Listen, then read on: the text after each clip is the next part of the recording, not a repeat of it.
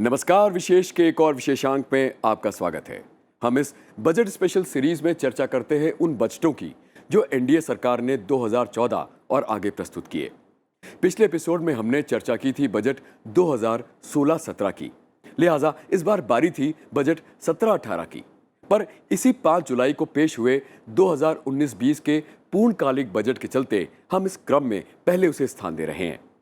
यह बजट खास रहा क्योंकि इसे पेश किया निर्मला सीतारमण ने, जिन्हें देश की पहली पूर्णकालिक महिला वित्त मंत्री होने का गौरव प्राप्त है। और किन मायनों में खास रहा यह बजट? देश की अर्थव्यवस्था को चाक चौबंद करने की दृष्टि से इसमें कैसे रोड मैप प्लान किए गए, चलिए देखते हैं। जुलाई 5, 2019 संसद के इतिहास में एक विशेष दिवस के रूप में दर्ज है। इस दिन मीडिया पल पल की खबर घरों तक पहुंचा रहा था। मौका था 2019 का पूर्णकालिक आम बजट, जिसे पेश करने जा रही थी निर्मला सीतारमण, जिन्हें स्वतंत्र भारत की पहली महिला पूर्णकालिक वित्त मंत्री का दर्जा मिला था। अपने नॉर्थ ब्लॉक कार्यालय से बाहर आते वक्त इनके हाथ में एक लाल बस्ता था, 3 शेरों के राजकीय प्रतीक के साथ। इसमें बजट का लेखा जोखा था। यह संकेत था एक पुरातन परंपरा के पटाक्षेप का, यानी वो दौर जिसमें बजट एक लाल ब्रीफकेस में वित्त मंत्री द्वारा लाया जाता था। ये लाल बस्ता एक नई परंपरा का द्योतक था। नॉर्थ ब्लॉक से वित्त मंत्री राष्ट्रपति भवन के लिए रवाना हुई, जहां इन्होंने माननीय राष्ट्रपति से बजट पेश करने के लिए औपचारिक अनुमति ली। फिर बरास्ते कैबिनेट मीटिंग वो संसद पहुंची।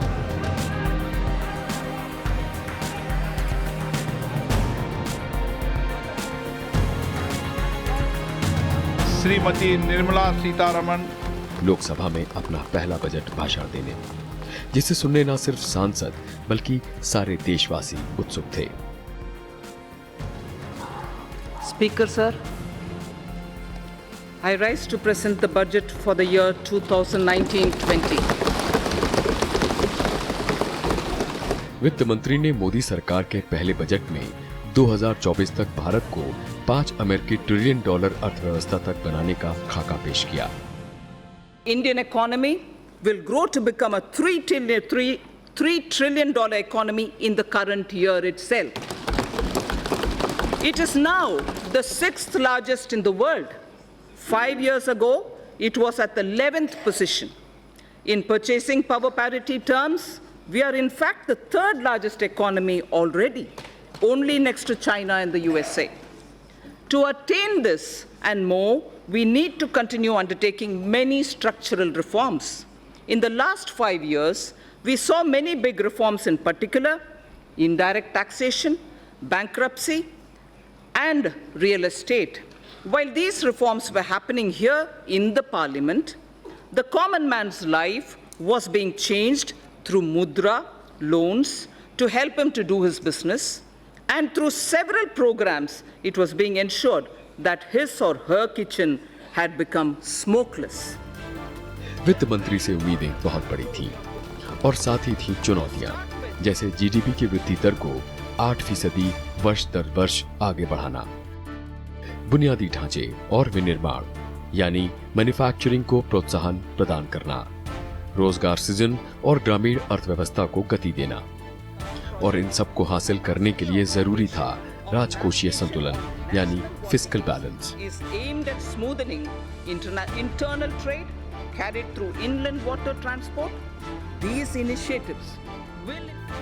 अर्थशास्त्रियों के मुताबिक ये बजट अगले 3 से 5 वर्षों के विजन को दर्शाता है और भारत को एक निवेश संचालित अर्थव्यवस्था बनाने के लिए रोड मैप तैयार करता है। इसके तहत देश के बुनियादी ढांचे को मजबूत करना, ग्रामीण एवं कृषि अर्थव्यवस्था को बल देना, महिला सशक्तिकरण के माध्यम से लैंगिक समावेश या इंक्लूसिविटी को बढ़ावा देना, विश्व स्तर की शिक्षा प्रणाली बनाना, एमएसएमईज को नीतिगत और वित्तीय समर्थन देना तथा एनबीएफसी और बैंकिंग क्षेत्र को संजीवनी देना शामिल है। ये बजट देश को विश्वास दे रहा है कि इन्हें पूरा किया जा सकता है। ये विश्वास दे रहा है कि दिशा सही है, प्रोसेस ठीक है, गति सही है और इसलिए लक्ष्य पर पहुंचना भी निश्चित है। ये बजट आशा, विश्वास और आकांक्षा का बजट है। ये बजट 21वीं सदी के भारत की अपेक्षाओं को पूरा करने और न्यू इंडिया के निर्माण में एक अहम कड़ी साबित होगा। ये बजट वर्ष 2022 यानी आजादी के 75 वर्ष से जुड़े संकल्पों को पूरा करने में देश का मार्ग निर्धारण करेगा। वित्त मंत्री इस बजट में उन क्षेत्रों पर भी प्रस्ताव लाईं जो अब तक लगभग अछूते रहे हैं। इनमें हवाई जहाजों के रखरखाव, मरम्मत और ओवरहॉल जैसे नए क्षेत्र शामिल हैं।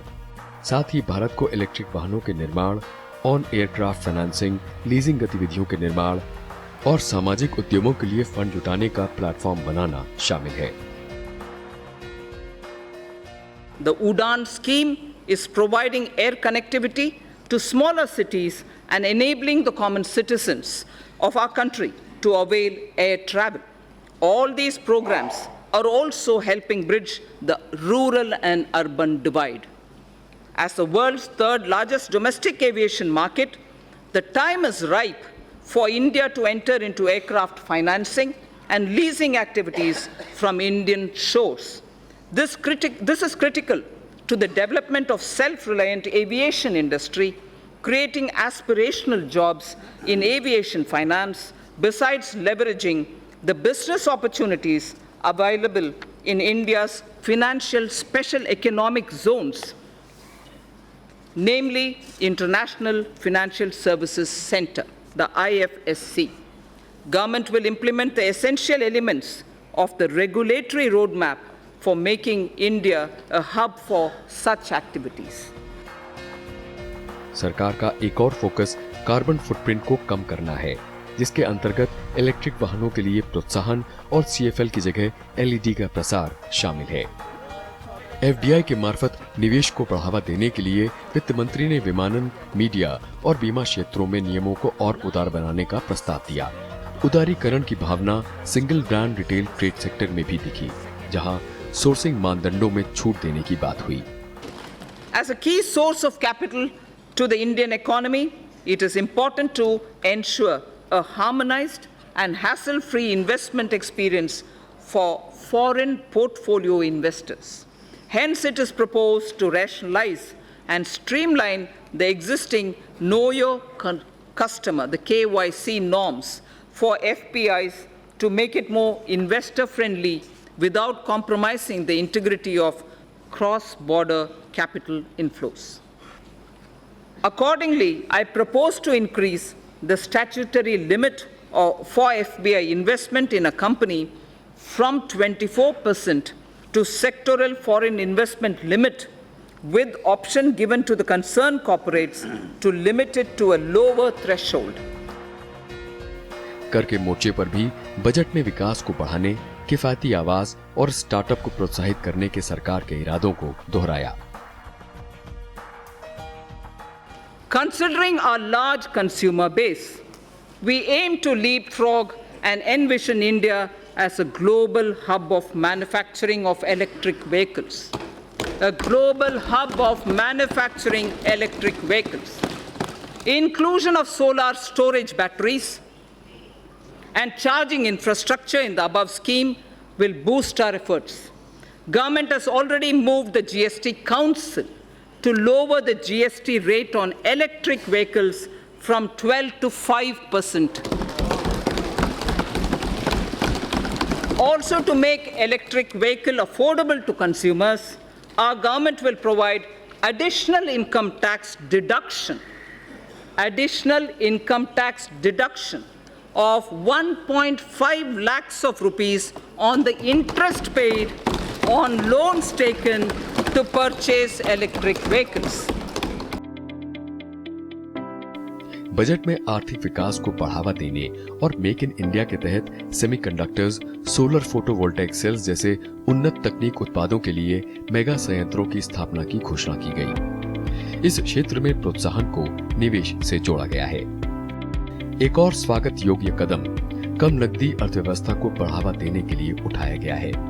इसके तहत पहले से भरे रिटर्न फॉर्म और फेसलेस ई असेसमेंट की सुविधा लागू की गई है, जिससे कर प्रशासन को आसान और पारदर्शी बनाने में मदद मिलेगी। We recognize that investment-driven growth requires access to low-cost capital.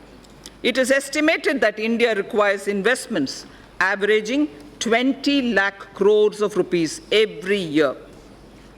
A number of measures are proposed to enhance the sources of capital for infrastructure financing.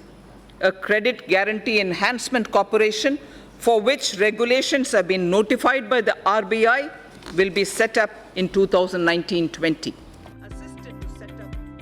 इसके साथ ही सरकार लंबे समय से चली आ रही मुकदमेबाजी की समस्या से निपटने के लिए एक लेगेसी डिस्प्यूट रेजोल्यूशन स्कीम भी शुरू करने जा रही है। सरकार के इस प्रस्ताव की बहुत सराहना की जा रही है। दूसरी ओर अर्थशास्त्रियों के मुताबिक इस बजट का लक्ष्य समावेशी निवेश यानी इंक्लूसिव इन्वेस्टमेंट के माध्यम से विकास को बढ़ाना है। सरकार ने राजकोषीय घाटे को 3.3% तक लाने का लक्ष्य रखा है, जो राजकोषीय मापदंडों को सीमा में रखेगा। और ये भी माना जा रहा है कि इस बार निर्धारित लक्ष्यों की प्राप्ति में प्राइवेट सेक्टर की अहम भूमिका होगी और ये capital markets, ease of doing business और कर में दी गई छूट पर उसका क्या रुख रहता है, इस पर निर्भर करेगा। The ease of living is very important principle. This government aims to bring greater ease of living in the lives of its citizens. Digital payments are gaining acceptance everywhere, including by the government. Use of technology is an effective way to ensure this. Pradhan Mantri Shram Yogi Man Dhan was launched on 5th March 2019 by the Honorable Prime Minister in Ahmedabad. The scheme aims at providing 3,000 rupees per month as pension on attaining the age of 60 to crores of workers in unorganized and informal sectors. About 30 lakh workers have already joined the scheme. For good quality of life and ease of living, maintaining a cleaner environment and ensuring sustainable energy use is absolutely vital.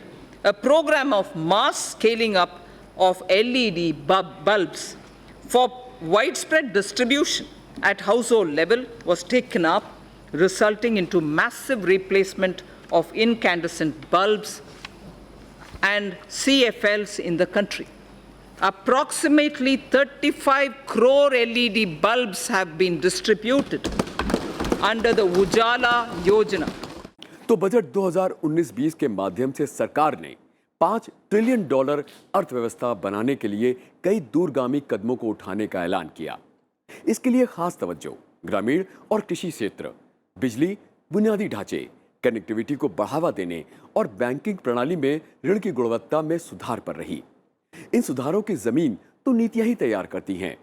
देखते हैं कुछ खास sectors को लेकर सरकार की नीतिगत सोच क्या रही। प्रत्यक्ष विदेशी निवेश। सरकार का सेक्टर आधारित परामर्शों में संबंधित साझेदारों के साथ मिलकर animation, visual effect, gaming and comics के उदारीकरण पर विचार। एकल ब्रांड खुदरा व्यापार में FDI के लिए स्थानीय सोर्सिंग मानदंडों को आसान बनाने पर विचार का प्रस्ताव। FPI NRI की भागीदारी को बढ़ावा देने के लिए सरकार का आसान KYC मानदंडों का प्रस्ताव। संबंधित इन्वेस्टमेंट कंपनी की पहल पर FPI निवेश सीमा को 24% से बढ़ाकर तय सीमा तक पहुंचाना। NRI FPI पोर्टफोलियो निवेश के विलय का ऐलान। बुनियादी ढांचा। भारतमाला चरण 2 के तहत राष्ट्रीय राजमार्ग कार्यक्रम के पुनर्गठन और राज्य सड़क नेटवर्क के विकास में राज्यों की मदद का प्रस्ताव। रेलवे परियोजनाओं के तेजी से कार्यान्वयन और विकास के लिए पटरी निर्माण, रोलिंग स्टॉक विनिर्माण और यात्री माल सेवाओं के प्रोत्साहन के लिए सरकार का PPP मॉडल के उपयोग को बढ़ाने का प्रस्ताव। राज्यों को सस्ती दरों पर बिजली सुनिश्चित कराने के लिए one nation one grid model. मौजूदा गैस संयंत्रों की क्षमता में सुधार का प्रस्ताव। पावर सेक्टर टैरिफ और संरचनात्मक सुधार के लिए वित्तीय package.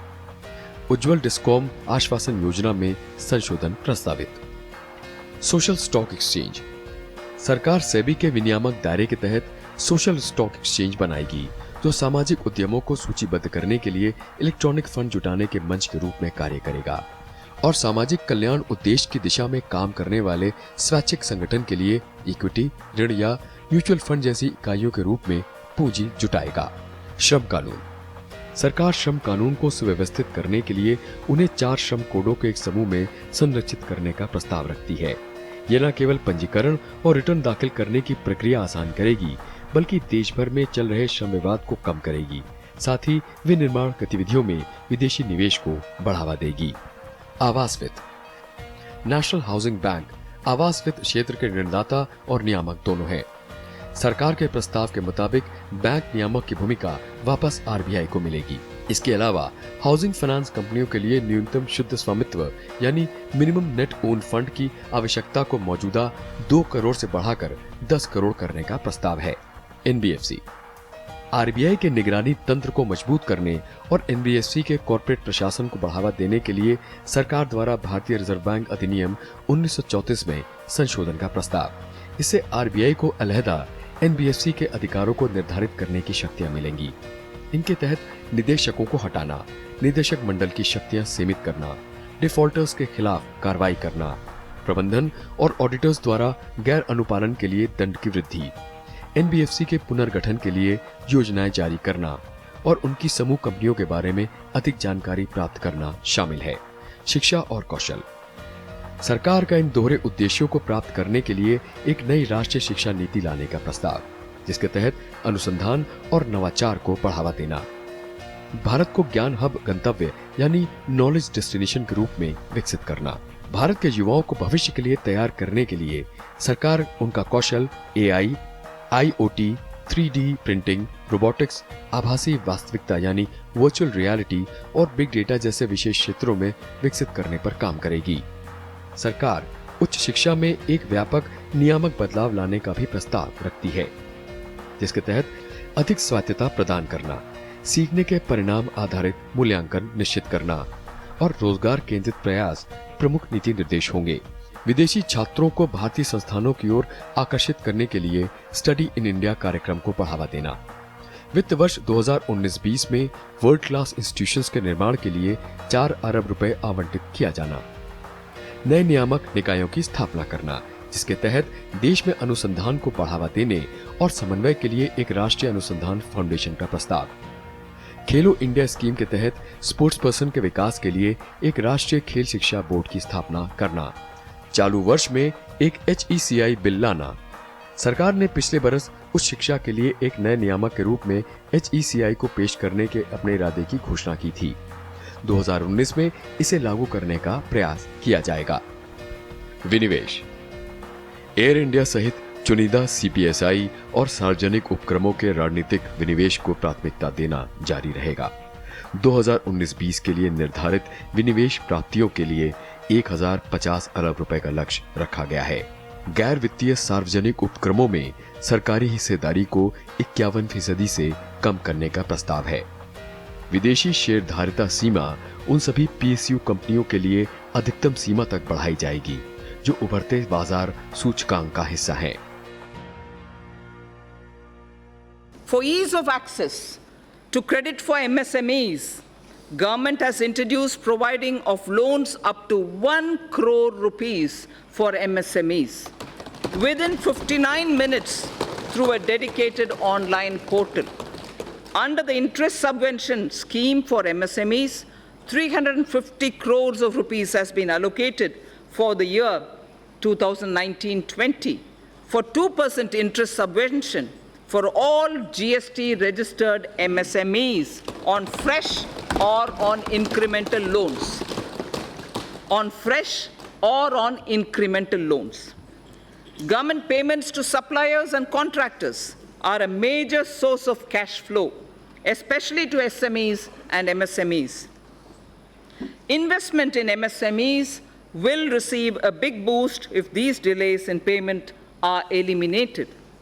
Government will create a payment platform for MSMEs to enable filing of bills and payment thereof on the platform itself, thereby cutting down the time and the process itself. ग्रामीण भारत के लिए 2022 तक प्रत्येक ग्रामीण परिवार में बिजली और स्वच्छ खाना पकाने की सुविधा होगी। प्रधानमंत्री मत्स्य संपदा योजना के तहत एक मजबूत मत्स्य पालन प्रबंधन ढांचा स्थापित करने की भी घोषणा की गई है। पारंपरिक उद्योगों के उन्नयन और उत्थान के लिए स्फूर्ति कोष की योजना का ऐलान हुआ है। इसके तहत आम सुविधा केंद्रों और कारीगरों तथा कुशल श्रमिकों के लिए इंक्यूबेटर्स स्थापित किए जाएंगे। ग्रामीण क्षेत्रों में कौशल उद्यमियों को बल देने के लिए प्रौद्योगिकी और आजीविका बिजनेस इंक्यूबेटर्स की तादाद बढ़ाने का ऐलान किया गया है। हर घर जल की अवधारणा के तहत सतत जल आपूर्ति प्रबंधन के माध्यम से सभी ग्रामीण घरों में पाइप जलापूर्ति सुनिश्चित कराने की बात हुई है। प्रत्येक गांव में ठोस कचरा प्रबंधन के लिए स्वच्छ भारत मिशन का विस्तार किया जाएगा। बांस, शहद और खादी जैसे पारंपरिक उद्योगों के क्लस्टर आधारित विकास को बढ़ावा देने के लिए CFC स्थापित किए जाएंगे। शून्य बजट खेती यानी जीरो बजट फार्मिंग के प्रसार का भी प्रस्ताव है।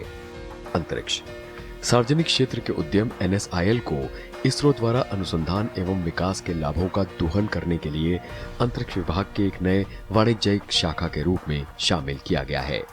NSIL विभिन्न अंतरिक्ष उत्पादों के व्यवसायीकरण की शुरुआत करेगा, जिसमें लॉन्च वाहनों का उत्पादन, प्रौद्योगिकियों को स्थानांतरित करना और अंतरिक्ष उत्पादों का विपणन शामिल है। I draw the attention to the women of India. Nari tu Narayani. वित्त मंत्री के एक विशेष संदर्भ को आपसे साझा कर रहे हैं। उन्होंने स्वामी रामकृष्ण परमहंस को स्वामी विवेकानंद द्वारा लिखे गए पत्र का उल्लेख करते हुए कहा कि नारी की स्थिति सुधारे बिना संसार का कल्याण नहीं हो सकता। किसी पंछी के लिए एक पंख से उड़ना संभव नहीं है। तो देखिए कैसे पंख दिए उन्होंने। मुद्रा योजना के तहत प्रत्येक स्व सहायता समूह की एक महिला सदस्य 1 लाख रुपए तक का कर्ज प्राप्त कर सकेगी। जनधन बैंक खाते वाली स्व सहायता समूह की प्रत्येक महिला सदस्य को 5,000 रुपए के ओवरड्राफ्ट की सुविधा मिलेगी। मुद्रा, स्टैंड अप इंडिया और स्व सहायता समूह यानी SHG के माध्यम से महिला उद्यमिता को प्रोत्साहित करने की व्यवस्था की जाएगी। वित्त मंत्री के मुताबिक भारत की विकास गाथा में और विशेषकर ग्रामीण अर्थव्यवस्था में महिलाओं की भूमिका एक सुखद अध्याय है। पेशे से अर्थशास्त्री हमारी वित्त मंत्री ने अपनी बात और विश्वास हाउस में रखने के लिए शेरो शायरी और कविता का भी इस्तेमाल किया। यकीन हो तो कोई रास्ता निकलता है, यकीन हो तो कोई रास्ता निकलता है, हवा की ओट भी लेकर चराग जलता है।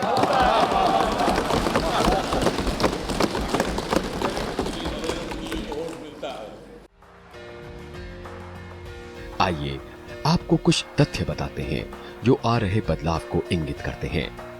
जैसे पिछले 5 वर्षों में भारतीय अर्थव्यवस्था में $1 ट्रिलियन अमेरिकी डॉलर जोड़े गए। इससे पहले $1 ट्रिलियन तक पहुंचने में 55 बरस लगे थे। 5 साल पहले की तुलना में भारत आज दुनिया की 6वीं सबसे बड़ी अर्थव्यवस्था है। भारतीय अर्थव्यवस्था विश्व स्तर पर क्रय शक्ति समानता यानी परचेजिंग पावर पैरिटी के मामले में तीसरी सबसे बड़ी है। सन 2014 से 2019 के बीच राजकोषीय अनुशासन के प्रति सख्त प्रतिबद्धता रखी गई, जिसके सुखद परिणाम आ रहे हैं। इनडायरेक्ट टैक्सेशन, बैंक्रप्सी और रियल एस्टेट क्षेत्र में संरचनात्मक सुधार किए गए। सन 2009 से 14 की तुलना में सन 2014 से 19 के बीच प्रति वर्ष खाद्य सुरक्षा पर खर्च की जाने वाली औसत राशि लगभग दुगनी हो गई है। सन 2014 से 18 के मुकाबले सन 2017-18 में अधिक पेटेंट जारी किए गए। नए भारत के निर्माण के लिए नीति आयोग नियोजक और सहायक की भूमिका में आया। ये तो रही कुछ खास उपलब्धियां चंद बीते वर्षों की। सन 2019-20 के बजट को देखें तो ये आने वाले एक दशक का विजन दे गया देश को। इनमें जन भागीदारी के साथ टीम इंडिया का निर्माण, प्रदूषण मुक्त भारत के माध्यम से हरित लक्ष्य को प्राप्त करना, डिजिटल इंडिया की अर्थव्यवस्था के हर क्षेत्र तक पहुंच बनाना, गगनयान, चंद्रयान, अन्य अंतरिक्ष और उपग्रह कार्यक्रमों को कार्यान्वित करना, ठोस राष्ट्रीय और सामाजिक बुनियादी ढांचे का निर्माण करना, जल प्रबंधन, स्वच्छ नदियां और समुद्री अर्थव्यवस्था पर विशेष ध्यान देना, खाद्यान्नों, दालों, तिलहन, फलों और सब्जियों की पैदावार में आत्मनिर्भरता प्राप्त करना, आयुष्मान भारत, स्वस्थ नागरिकों के माध्यम से एक स्वस्थ समाज का निर्माण करना, मेक इन इंडिया के तहत एमएसएमईज, स्टार्टअप्स, रक्षा विनिर्माण, ऑटोमोबाइल्स, इलेक्ट्रॉनिक्स, फैब्स और फैक्ट्री तथा चिकित्सा उपकरणों के क्षेत्र में आत्मनिर्भर बनना। I flag here the 10 points of our vision laid before us. Building physical, social infrastructure, Digital India reaching every sector of the economy, pollution-free India with green Mother Earth and blue skies, Make in India with particular emphasis on MSMEs, startups, defense manufacturing, automobiles, electronics, fabs and batteries, and medical devices, water management, clean rivers, blue economy, space programs, Gaganyaan, Chandrayaan, and satellite programs, self-sufficiency and export of food grains, pulses, oil seeds, fruits and vegetables, healthy society, Ayushman Bharat, well-nourished women and children, safety of citizens, Team India with Jan Bhagidari, minimum government, maximum governance. वित्त मंत्री के तौर पर निर्मला सीतारमण ने ऐसे चुनौतीपूर्ण लक्ष्य रखे हैं जिनके लिए अलहदा रोड मैप बनाना होगा। इसके लिए प्रक्रियाओं को सरल बनाना होगा, सरकार सहित सभी सेक्टर्स के परफॉर्मेंस को बेहतर बनाना होगा, लाल फीताशाही कम करनी होगी और प्रौद्योगिकी को सभी योजनाओं का इंजन बनाना होगा। तो आज बस इतना ही। अगले हफ्ते फिर मिलेंगे एक नए एपिसोड के साथ। तब तक सारी टीम की तरफ से नमस्कार।